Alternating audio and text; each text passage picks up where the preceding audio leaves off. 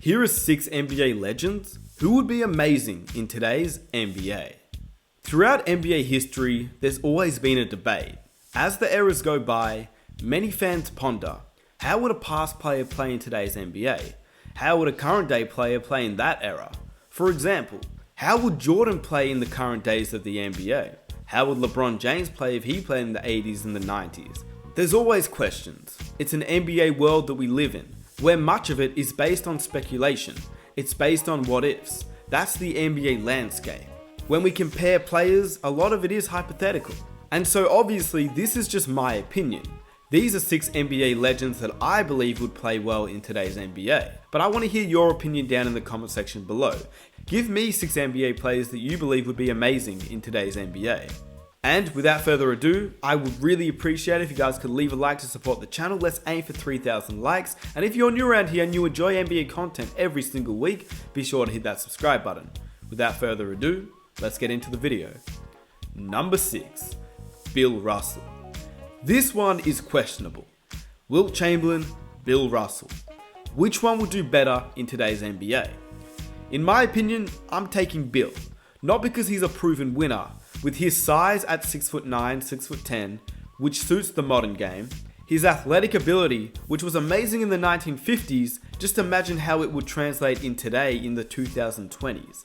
He's an 11-time NBA champion and a 5-time MVP. He's obviously a top 10 player of all time. But because of the time period in which he played in, he usually seems to be overlooked. Obviously he was a great player, but when people talk about Bill Russell, they either praise him or really diminish him based on the era that he played in, which is not uncommon for players that played in the 1950s, 60s, and even 70s. But obviously he can't help the era that he played in, so we have to take him for what he did at his time. But why would Bill Russell be amazing in today's NBA? Well, he was far ahead of his time with his assist and his defensive capabilities, and even being somewhat undersized would actually be even more helpful and useful in the NBA today, but obviously the big question is Bill Russell and his offensive game. And look, Bill Russell didn't have the best offensive capabilities, and if he played in today's NBA, you would assume he'd be a little bit better. Maybe his array of moves would be a bit better, a bit of a post game, a little bit of a mid-range shot, considering his shot form wasn't actually too bad. But even as a pick and roll player, he could still average the same points per game that he did just based off his pick and roll game with the spacing there is today. The way that I look at it is if somebody like Clint Capella last season for the Houston Rockets averaged 16.6 points, 12.7 rebounds, and he's around the same height as Bill Russell, since Clint Capella doesn't really have that much of an offensive game, dissimilar to Bill Russell, and if Bill Russell's able to set a screen for somebody like Trae Young or James Harden, he's going to be wide open in the paint with most defenses doubling the ball. Not to mention Bill Russell loved to pass, so if he could set a screen for Harden, catch the ball, look to pass, if not, go in for the easy dunk, but still play the amazing defense that he played back in the 1950s? I think at minimum, Bill Russell is a 15 point, 15 rebounds, 4 blocks per game player, which would win the Defensive Player of the League if he played today. In addition, with his playmaking ability, for his time in the 1950s, he would also be one of those players that championship teams would be built around. And it really begs the question, if Bill Russell played in today's NBA, would he be able to hold his own? Well, no matter how good you think Wilt Chamberlain would be today, it doesn't take more than the eye test to see that Wilt Chamberlain was a freak of nature, and it was Bill Russell who played against him and got the better of Wilt more times than not. Wilt Chamberlain was over 7 feet tall and was so dominant, and it was Bill Russell who shut him down. So if I could compare him to someone of the modern NBA, I'd say he'd be like a Ben Wallace type, with much better passing skills. Ben Wallace, like Bill Russell, didn't care about his offensive numbers too much, nor did they have a vast amount of moves offensively. He's the perfect guy that you could have to lock down any other player on the opposition team, and he would play his role each and every night. Bill Russell probably wouldn't be as successful in today's NBA in terms of championships, nor would he be the star player on a team on the offensive end. But to think that he wouldn't be the best, if not one of the best defensively, is just absurd. Number 5, Pistol Pete Maravich. Pistol Pete was one of those legends that was far ahead of his time, and the people knew that even when he was playing in the moment. He would pull out moves that nobody had seen before. He was also taller than the average point guard. He could dribble like today's players, and he could even shoot the ball at an elite level. He was the prototype for two-time MVPs Steve Nash and Stephen Curry. Nash said, and I quote, "Petey's one of my favourite players of all time. I truly admired him, and I wanted to be more like him. And it's quite clear that when you watch Steve Nash, you can see a little bit of Pistol Pete in him." It's quite obvious that Pete Maravich's legacy still lives on in players today. Before even making it to the NBA at Louisiana State University, he broke Oscar Robertson's all-time scoring record, averaging a staggering 44.2 points per game without the benefit of a three-point line, which is just insane. Maravich finished his college career with 3,667 points, a mark that stands to this day. And this is what the great Bill Walton had to say about a statistician who went back and looked at this achievement. Amazing about Pete, 44 points per game, career for 3 straight years in an era with no three-point line. Dale Brown, who coached at LSU after Press and Pete were there, Dale Brown went back and charted all the games with the running score. You know, Maravich free throw, Maravich 22-foot jumper, Maravich layup. And he calculated that with the current college three-point rule at 19.9, Pete Maravich would have averaged 13 three-point makes per game, which would have given him a career average of 57 points per game under today's rules. That guy is unbelievable. We love him. We missed him terribly. What a great friend. What a great human. But Pistol Pete's highlights were just crazy. But if you just watch some of the off-the-dribble threes he took, and then you realize that the NBA only had the three-point shot in his final season, you soon question how great he could have been in the NBA today. Not only could he shoot, but the insane passing ability and the handles, and he was 6'5", he'd be the ideal point guard today. Unfortunately, throughout his career, he was often injury-plagued, but you can assume that with today's fitness and modern medicine, he would benefit even more than any other player on this list. Not to mention, with more room on the court today, and the spacing the way it is, a far better three-point shot than most other players in the league, Pete Maravich's range was insane. It's just tough to see how Pete Maravich wouldn't translate in today's NBA, considering most of the point guards today play the way that Pete Maravich used to. Number 4, Isaiah Thomas.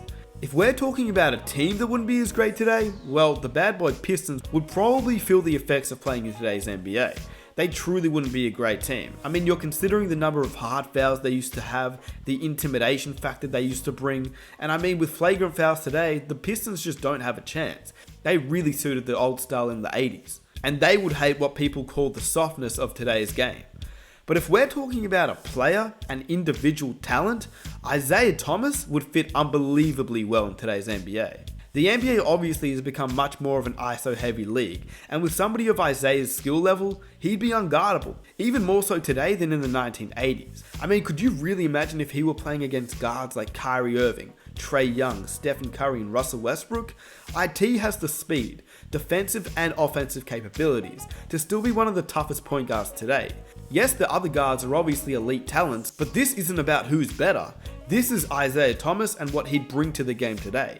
He said in a Knuckleheads podcast that if he were playing today, right, even when people thought you was fancy, that wasn't fan. That was just the swag of your game. If I got to play in this NBA, yeah, where you can be fancy, where you can sit down in front of somebody and really pat it like 10, 15 times between your legs. This is what I'm telling you. Oh, when we play, we man. and I ain't even. Part of the reason that there are so many elite point guards in the modern NBA today is because many rules of the game have been tweaked to heighten their gifts. The original Isaiah Thomas was a dominant player in his era, but if he were playing today, he certainly would be able to hold his own, which couldn't be said about some other point guards in his era. For example, John Stockton.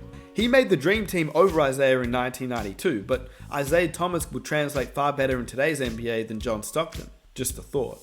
Number 3, George Gervin. People really tend to forget about the Iceman, due to the Celtics and Lakers rivalry which dominated the 1980s. Obviously, San Antonio at the time in particular was one of the smallest and least promising markets in the NBA. A team that once looked like it may not survive, but then George Gervin completely changed that.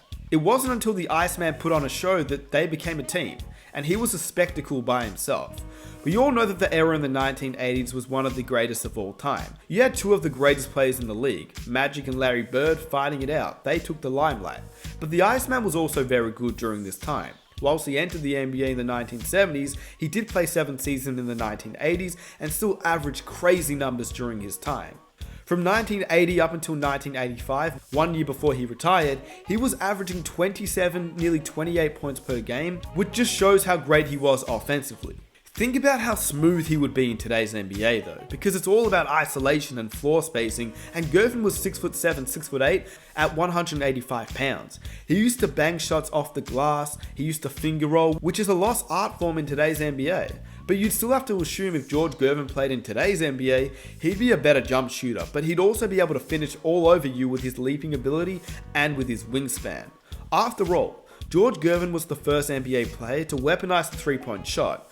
To put it into perspective, it was the 1979-1980 season where Magic Johnson and Larry Bird were rookies, and the league had tried something new, a three-point shot. Little did they know it would eventually change the entire league.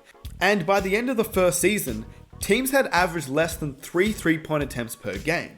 But George Gervin was somewhat ahead of his time.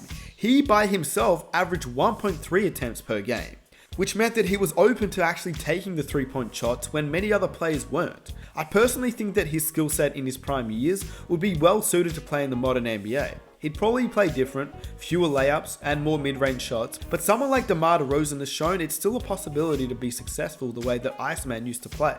Number 2, Mark Price. He's quite similar to the Pistol Pete comparison, but Mark Price is one of the most underrated players of all time, and honestly, he's somebody who could definitely play in any era. He's also the least obvious selection on the list. Mark Price might be the only player mentioned here who may have been more successful playing today, even though he was very solid in his prime. The biggest difference that Price had is that he could actually shoot very well.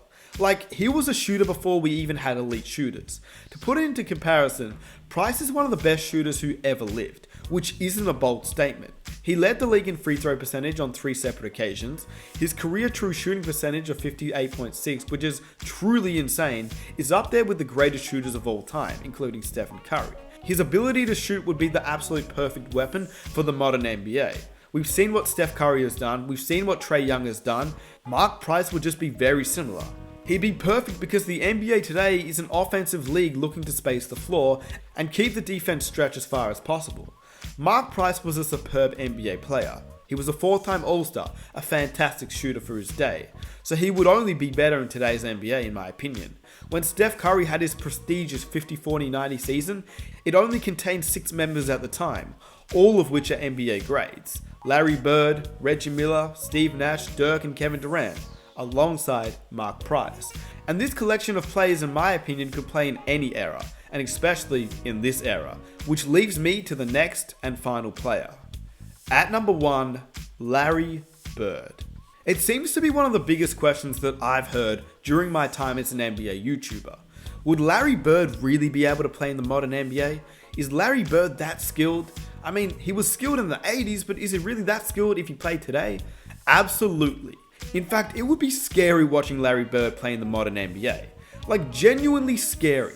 He would find it even easier that he played in the 1980s in my opinion. In the current style of the NBA, it would fit him better than Jordan. I'm not saying he's a better player than Jordan, but the current NBA style would fit him more than it would fit Jordan. Larry Bird entered the league just as the three-point shot had entered the NBA, and undoubtedly it would be an even better asset in today's NBA than it was in his own time. Think about it. Let's just take Luka Doncic for example. Not necessarily the most gifted and athletic player. Yes, he probably has better handles than Larry Bird, but Larry Bird had the heart, he had the dog, and he had the winning mentality that very few players have today. He practically excelled in every offensive skill in the 1980s, and it's become even more open in today's NBA. Lastly, you could argue that Bird may struggle defensively, keeping up with some of the quicker, faster and more athletic players today, but with the usual small ball lineups that we see today, Bird really could become a stretch 4 at 6'9". He's a guy that was an amazing rebounder, and he could distort defenses with his outside shooting and unbelievable passing. It wouldn't even matter as much today how he played defensively compared to the 1980s, which even a prime Bird could still play great defensively if he really focused and wasn't injured. It wasn't until he got older and started having back issues in which he really struggled more so to keep up. Over the last 9 years of his career, he shot 39.8% from the 3-point line, but took only 2.6 shots from downtown a game. He averaged over 28 points per game in 3 of his prime years, without even shooting more than 3 threes per game. Imagine him firing up 7 threes a game. That is just scary. So let me know down below what you think about this list. Let me know if you have any other players that you think would dominate in today's NBA compared to when they played. And if you enjoyed the video, please leave a like to show your support. Let's aim for 3,000 likes. If you're new here, be sure to hit that subscribe button for more NBA content every single week. And I will see you in my next one. I am out. Peace.